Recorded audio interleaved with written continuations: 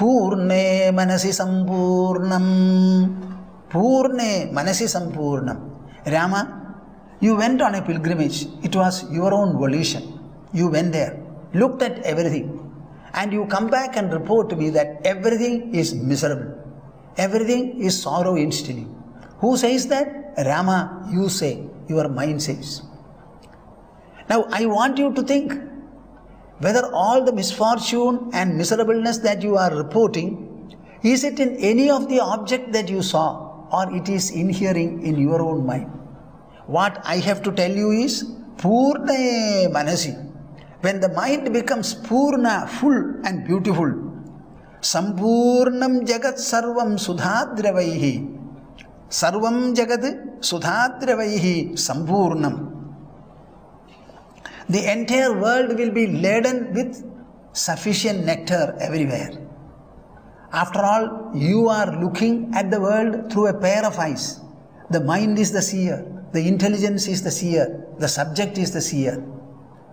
If you wear goggles, blue color goggles, everything will become blue. It is all a question of your mind. The calamity is in your mind. The misfortune is in your mind. The darkness is in your mind. The delusion is in your mind. So when the mind becomes full, the whole world becomes full. In which manner?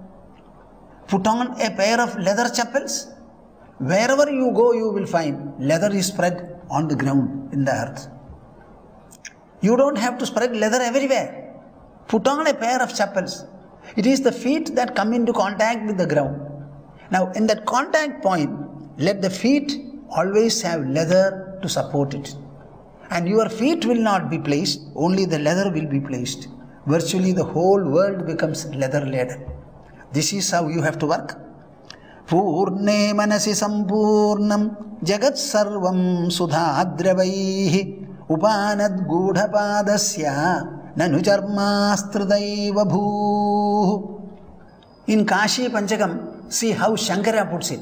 Mano nivrittih paramopashantihi satirthavarya manikarnika cha jnana pravaha vimaladi ganga sa kashikaham nijabodharupa. He says, we are running to Kashi, running to Kashi. And who says that you have gone there? Your eyes say. And after going there, what happens? Kashi remains there. You come back to your own place. So what is the purpose of going to Kashi? If you go to Kashi, which is a holy place, and you are satisfied with that Kashi Darshana or Kashi Sannidhya, when you come back, you should bring Kashi along with you. Everywhere we are leaving the deity in the temple, and we go away with our own dark and a black and a deluded mind. It should not be, he says, mano nivrittihi paramo pashantihi sa tirthavarya manikarnika cha. You have to generate the Kashi within. The Manikarnika also should be installed in your heart. How? Mano nivrittihi paramo pashantihi. When the mind takes to withdrawal, recession and nivritti, instantly you get abundant peace and fulfillment. Sa tirthavarya. That is the manner in which, the method by which your whole mind is purified forever. Manikarnika cha. The Manikarnika ghat also will be in your own mind. Jnana pravaha vimaladi ganga. There is a pure Ganga, a Vimala Ganga. What is that? The knowledge of the supreme non-dwellness. Perceiving God everywhere. Perceiving the self everywhere. Understanding the unchangeable, untransforming character of God. Character of the self. And finding Him everywhere. Realizing Him in you. Perceiving Him all around. Sa kashikaham. That supreme Kashi which purifies me in this manner. Nija bodha rupa. This comes from an awareness of your own self, of your own inmost presence, finding no difference between what is present within you and what is present in the whole universe outside, where all the objects are overwhelmed by, overpowered by, besmeared by the one supreme presence, that infinite and supreme felicity, sublimity, that infinitude, that reality. Shankaracharya, a seer, a spiritual giant, put it in this manner, giving a lot of emphasis on wisdom, becoming the real pravaha, like the holy Ganges. Now, Srimad Bhagavata, being a supremely devotional text, it has also something to say, but it puts it in a very nice manner. This is again from Prahlada. After his father was vanquished by Hiranyakashipu, was vanquished by Narahari, Narahari pulled the intestines and sat finally on the throne of Hiranyakashipu, heaving and heaving. Nobody could bring him to a sense of calmness. Mahalakshmi was afraid to go there, as I might have told you earlier. Brahma could not find any method at all. So he said, for whose sake this fierce form appeared, let us send that very boy to him. Prahlada was asked, he gladly went there and he started praising the Lord. It is more than 40 verses, one beautiful section of Srimad Bhagavatam.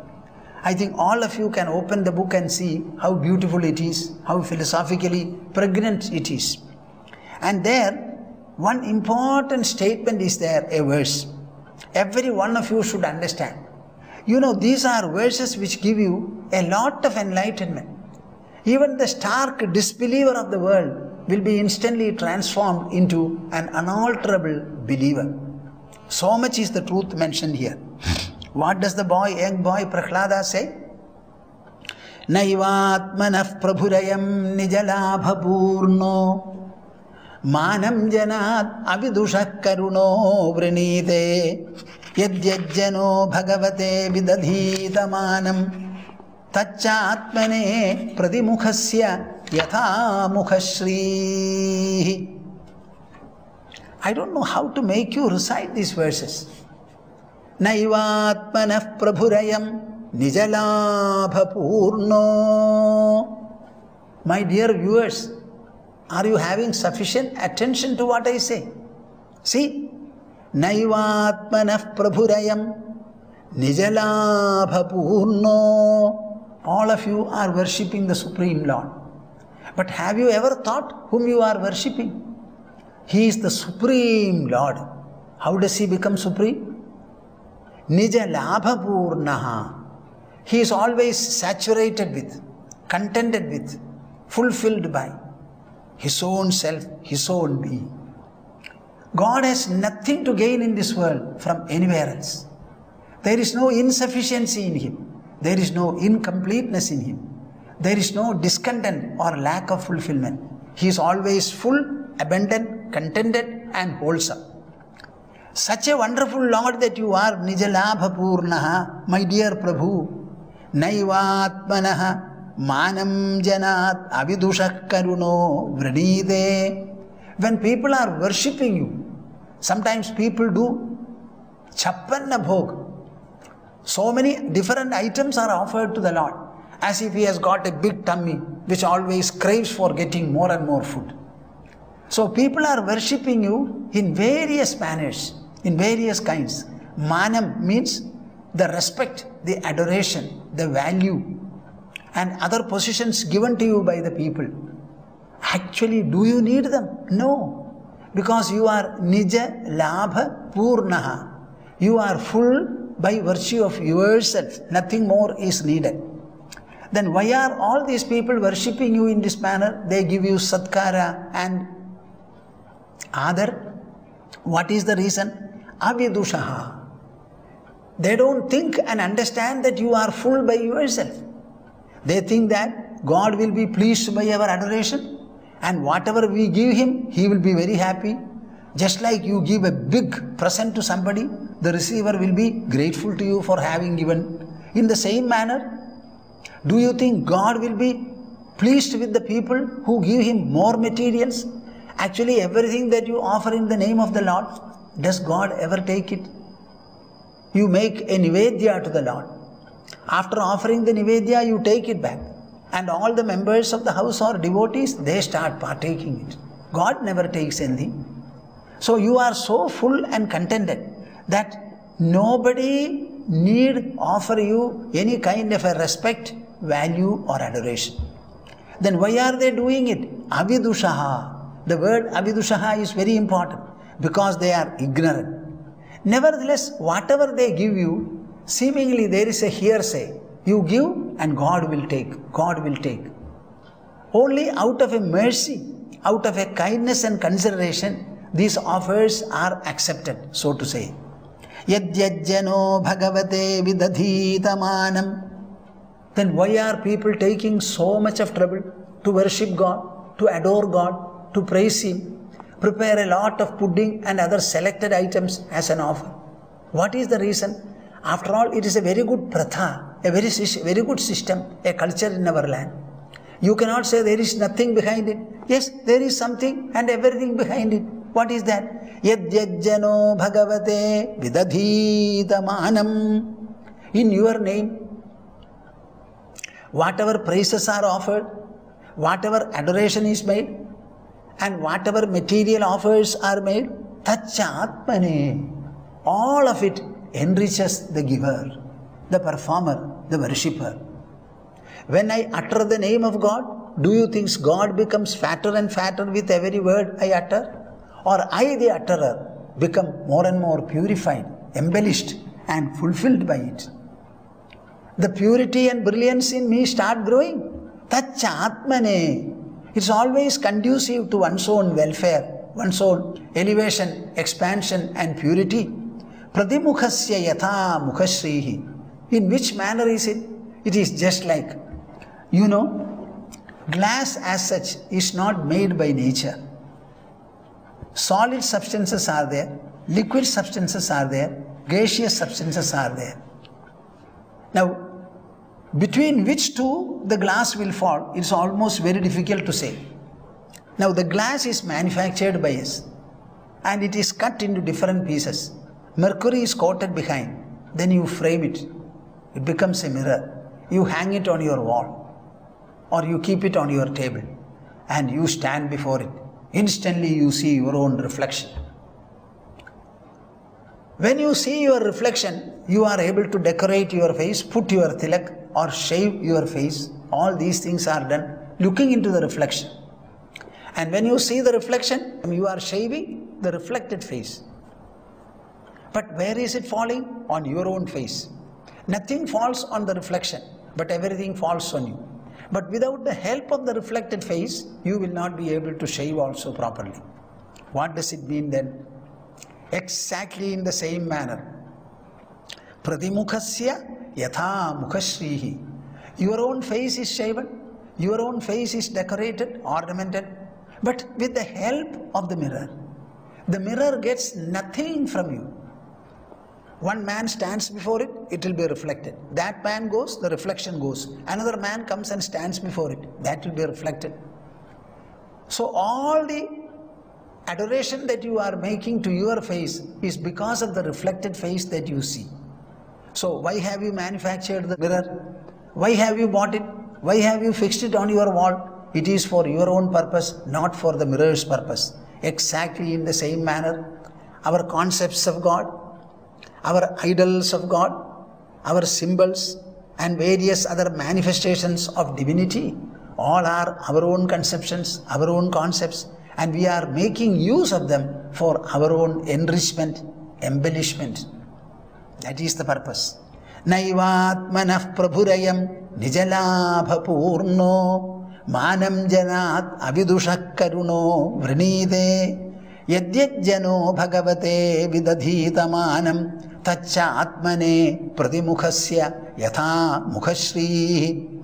So every time you utter the name of God, you offer Him a worship, material or otherwise, oral or otherwise, in terms of emotion or otherwise, all of them directly, personally and wholesomely enrich you and you alone.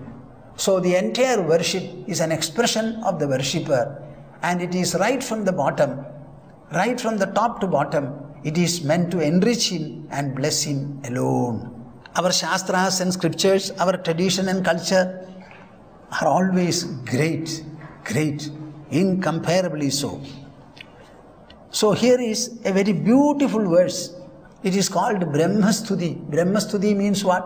Supreme Parabrahma means the absolute truth, which is transcending all name and form. Rupam Rupa Vivarjidasya Bhavato Dhyanena Yatkalpidam Stutya Anirvajaniyata Akhila Guru Duri Krdayanmaya Vyabitvam Chaniragradam Bhagavato Yattirthayatradina Kshantavyam Jagadisha Yadvigalata Doshatrayam Matkrutam. It's a wonderful statement. I don't think anywhere in the world you can find parallel pronouncements by lofty devotees and knowers of truth. He says, my dear Lord, Supreme Lord, I feel I am guilty of 3 misdoings. What are the misdoings?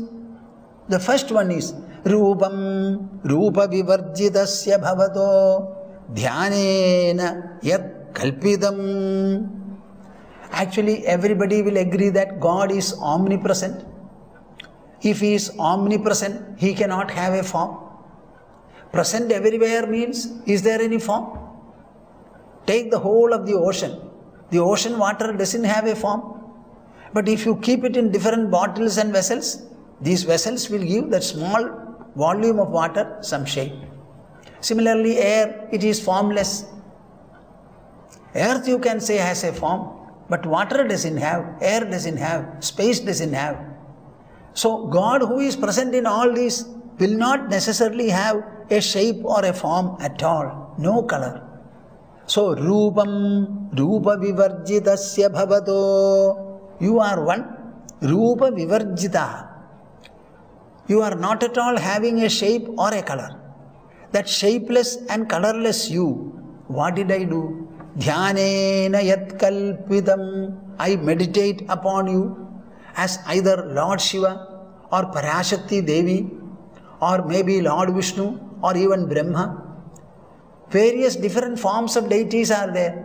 So I close my eyes and cook up in my own mind, in imagination, various forms or a particular form for you. Now I find it was a mistake. You are really colorless and shapeless, present everywhere like space. Such a person or such a presence, how did I think of having a form? To think of you in a form means to constrict you, to restrict you, to take away the omnipresent characteristic from you. Similarly, Stutya Anirvajaniyata Akhila Guru Dhuri Krda Yanmaya. The one description true of you is Anirvajaniyata. Nirvajana means to describe something specifically, properly, in a precise manner. Anirvajaniyata means not doing it. So you are actually indescribable. The creation itself is indescribable. Then what about the Creator? He is all the more so. So indescribable is your characteristic, is your nature. Though you are indescribable, by indulging in a number of praises, hymns and adorations, what did I do? I missed, I forgot, I dismissed your indescribable nature.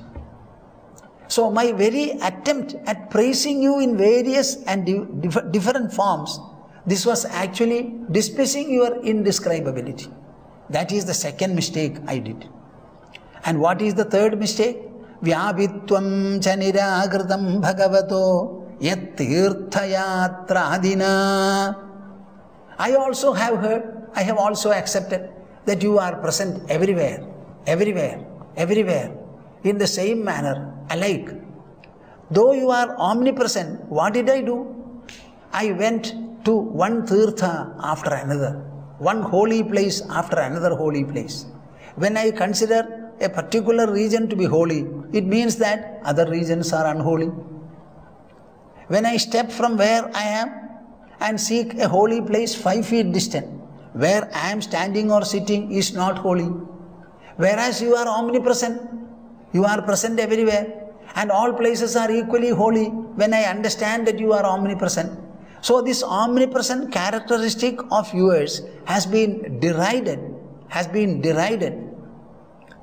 completely condemned by me, so to say, by my seeking different holy places for purifying me and have your vision.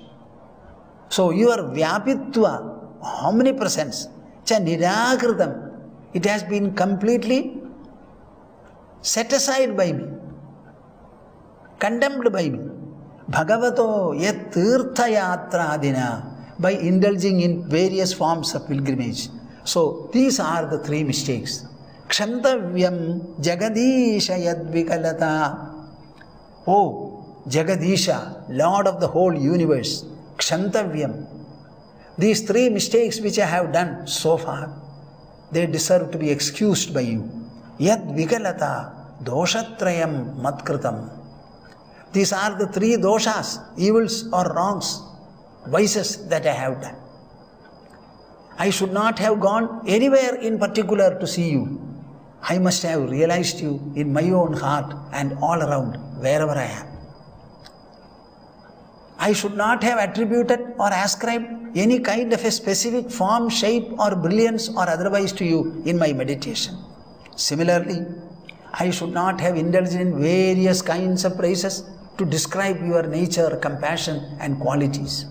All these were mistakes. Now I understand this. Nevertheless, I beg of you, please excuse me. They deserve to be excused. After all, it is with your own mind, your own intelligence, faculties which are gifted by you and nature that I thought. And maybe it is a mistake which I realize now. Please excuse me for all this. What do you say about it, my dear viewers? Rupam rupa vivarjitasya bhavato dhyanena yatkalpitam stutya anirvajaniyata akhila guru durikrita yanmaya vyapitvam cha nirakritam bhagavato yattirthayatradina kshantavyam jagadisha yadvikalata doshatrayam matkritam. Why did I say all this? In connection with Avirhotra's exposition, which he concluded in this manner. What was the conclusion? Evam agni arkato yadau atithau hridaye chayaha yajati ishwaram atmanam achiran muchyate hisaha. A devotee who worships the Supreme Lord, not merely in the formal ceremonial manner in front of an idol, but he must be able to extend his devotion, Agni, Arka, Toyadav, in fire as an element of nature, Arka in the sun who is giving luminosity for the entire earth. Then similarly, in interacting with the people, particularly the guests arriving in your house, and more so, Hridaye Nacha, who is present in your heart, who produces your thoughts, who produces your reactions and actions and responses, who tries to reason, understand and also invalidate. All these, as Krishna puts it, Matta smritihi jnanam apohanam cha. It is from me, smritihi, remembrance, apohanam cha, forgetfulness. Both are arising and emerging from me. So, you are actually present everywhere. That kind of an extensive thought should be there.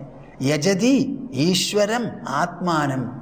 Whenever you say Ishwara, understand that he is no other than your own self.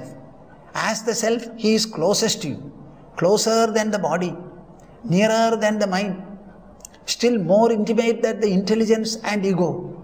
Understand that he is the closest and you cannot negate him. When I am, other things are there. The world is there. And then God also is there. I am. That is the first factor. Now, what do you understand from this? Worship of God should not be a one-pointed, narrow step. Early in the morning, I get up. I have my ablutions. I open the puja room. I light the lamp. Spend half an hour there. Take some flowers or other things and offer them at the feet of the idol. Now, if you think this to be worship, this is not right. This may be the beginning point as a kindergarten class. That's all.